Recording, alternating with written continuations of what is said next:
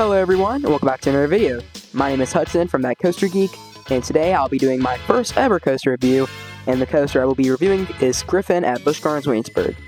I will go into the history of the ride, the characteristics, the ride experience, and my personal opinion of the ride. So, now prepare to enjoy the power and speed of the mythical Griffon.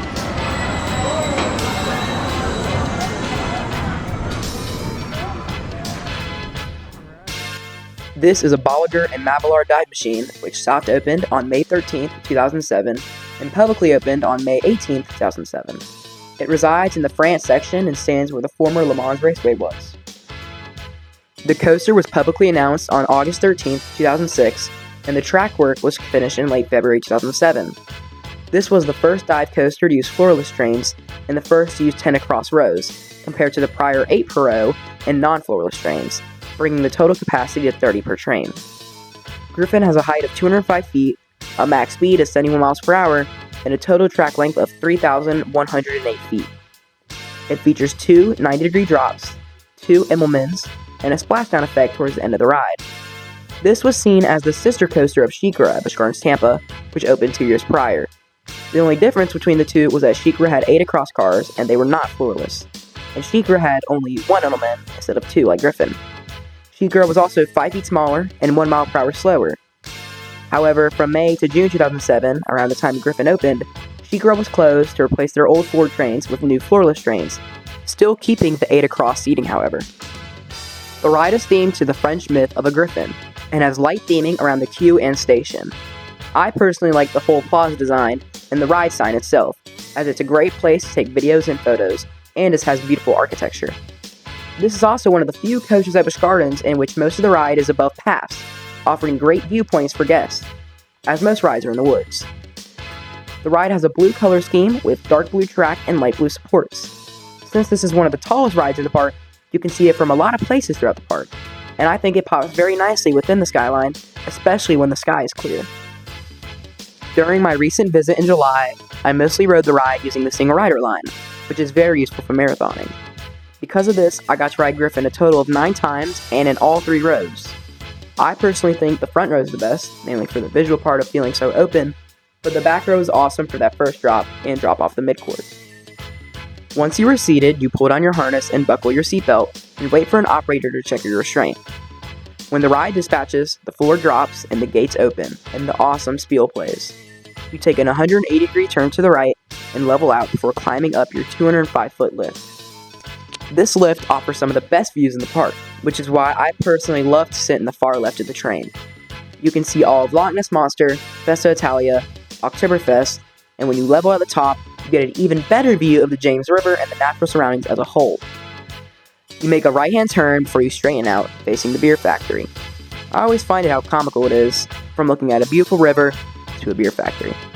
However, you don't get this view for long, as you soon approach your holding brake. The whole train tilts forward and stops you for around 5 seconds. If you were sitting in the front, I would say you're around 60 degrees tilted, and if you're in the back, you're just about leveled straight. Since there are so many paths below the drop, you can look down and wave to your friends, or wave to your friends from below, on the path. The holding brake then releases, and you are sent down the drop at 90 degrees. If you are in the back, you get pulled down this drop, offering some really strong sustained floater. This drop is amazing, as it feels like it goes on forever. You level out at the bottom and reach your max speed of 71 miles per hour, and your ride photo is taken at the same time. You start to climb up your first inversion, an Immelman, and at the peak you start to bank back to 0 as you are sent back down and fly above the path before turning to the left into your mid-course brake. Slow down drastically, coming to a near stop on the brake. Many complain that this ruins the overall pacing of the ride, but I actually enjoy it, as you get some time to breathe and get some nice views of both Alpengeist and Loch Ness Monster ahead. And it makes the next drop that more suspenseful. You are sent down another 90-degree drop at around 130 feet before leveling out over the Rhine River and going into your second inversion, another Immelman.